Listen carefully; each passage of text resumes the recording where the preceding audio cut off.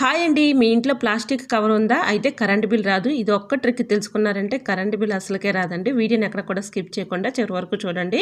ఈ టిప్ తెలుసుకునే ముందు చిన్న రిక్వెస్ట్ అండి, ఫస్ట్ టైం మన ఛానల్ ఎవరైనా చూస్తుంటే ప్లీజ్ అండి ప్రీవియస్ వీడియో చూసి మీకు నచ్చితేనే ఛానల్ని సబ్స్క్రైబ్ చేసుకోండి. ఇంతవరకు మన ఛానల్ని ఎంతగానో ఆదరించి సపోర్ట్ చేసి సబ్స్క్రైబ్ చేస్తున్న ప్రతి ఒక్కరికి కూడా హార్ట్ఫుల్గా అందరికీ కూడా చాలా చాలా థ్యాంక్స్ అండి. ఇలానే సపోర్ట్ చేయండి. మన ఛానల్లో ఇంకా మంచి మంచి న్యూ టిప్స్ అయితే షేర్ చేస్తూ ఉంటాను.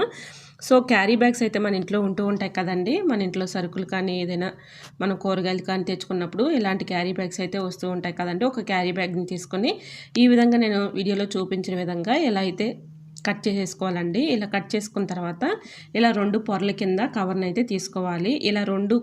ఇలా రెండు పొరలుగా ఉన్నటువంటి ఈ కవర్ పైన కొద్దిగా సాల్ట్, మీరు యూజ్ చేసుకునే కర్రీస్లో యూజ్ చేసుకునే ఆయిల్ అది ఏదైనా కూడా ఇలా కొద్దిగా ఆయిల్ సాల్ట్ వేసేసి ఆ కవర్ పైన అప్లై చేయాలండి. ఒక పొర పైన అప్లై చేసిన తర్వాత మరొక పొర పైన కూడా ఈ విధంగా సాల్టును ఆయిల్ ఈ విధంగా అప్లై చేసేసి రెండు ఒకదానిపైన ఒకటి పెట్టేసి డీ ఫ్రిడ్జ్లో ఈ విధంగా పెట్టేసామనుకోండి. డీ ఫ్రిడ్జ్లో ఎక్కువగా ఐస్ గడ్డ కడుతూ ఉంటుంది కదండి. మనం ఏదైనా బాక్స్లో స్టోర్ చేసుకున్నప్పుడు వెంటనే తీయాలని ప్రయత్నించినా కూడా ఐస్ గడ్డ కట్టేసి త్వరగా రాదు, చాలా ఇబ్బంది పెట్టేస్తూ ఉంటుంది కదా. ఇలా మనకి దీనివల్ల కరెంటు బిల్లు కూడా ఎక్కువగా వస్తూ ఉంటుంది.